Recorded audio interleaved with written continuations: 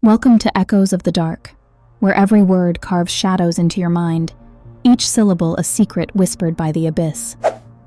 I am Violet Nocturne, your curator of unease, your conductor through the dimly lit corridors of fear.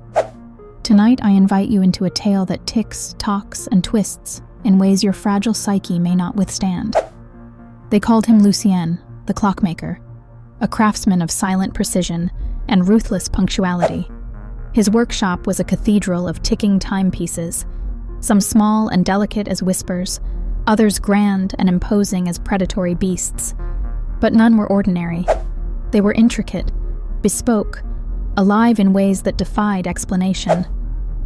A man like Lucien, you'd hear the townsfolk say, doesn't measure time, he commands it. Lucien had always believed himself to be the keeper of time, the one who imposed order on the chaos of infinite seconds. He was obsessed. But obsession, you see, is a slippery slope.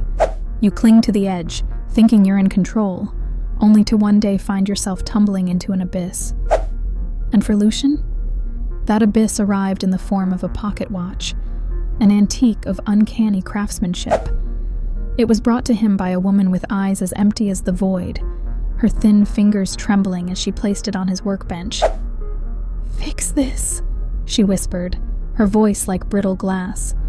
Lucien examined it, his curiosity piqued. And oh, wasn't it beautiful? The silver casing seemed to pulse faintly, almost as though it were breathing. Its face carried 3 delicate hands, each etched with unearthly symbols that seemed to shift when you weren't looking. But when he pried it open to examine its innards, he found mechanisms so impossibly intricate they defied the logic of his trade. Even stranger, it ticked erratically. No rhythm, no pattern.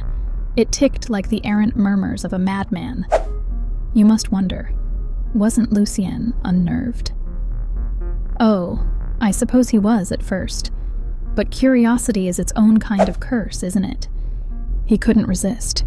Night after night, he toiled under the dim glow of his workshop, trying to restore order to the chaos of this demonic device.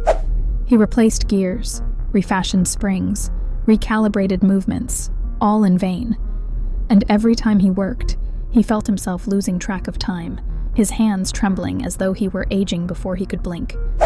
And then came the voices, light at first, like murmurs in his ears, whispers of moments long gone but never forgotten. "Wednesday, December 3rd, 2 years ago, you hesitated, and she paid for it," a voice hissed. Another night, another accusation. "The clock strikes 3:14 a.m., but she dies at 3:15, tick, tock." At first, Lucien dismissed them as manifestations of his exhaustion, but the watch wouldn't let him sleep. Oh no, darling. It ticked louder and louder until it was all he could hear. It drowned out the world, the patter of rain, the toll of church bells, even the fragile sigh of his own breath. He smashed it with his fist one night, desperate to silence it. But when he withdrew his hand, it was whole again, unblemished, its ticking even louder, even angrier. Then came the night when he glanced at its hands and realized they no longer measured time, but something far worse. The last moment he'd see her, living and breathing. Was this memory? No. It was prophecy. He could almost smell the lavender in her hair, the faintest trace of blood on the air. And finally, it happened. The watch's face grew black as midnight, its hands finally coming to an eerie, still symmetry over the number 6. And Lucien? He could no longer move, not physically, not emotionally. He was trapped, his body frozen in time. Only his mind remained active, a mind condemned to forever relive every error, every hesitation, every terrorized moment as his own victim and his own tormentor. You may wonder, did they ever find him? Oh no, but you hear rumors in the town, don't you? About a ticking echo in the wind on quiet nights. About how time sometimes feels slower here, almost as though it's watching you, waiting for you. But don't worry, my sweet. That's just the story, isn't it? Or is it? After all, time itself is the cruelest predator, and you can't fix what wishes to stay broken. You can only hope it never finds you. Thank you for stepping into this wicked little slice of eternity with us.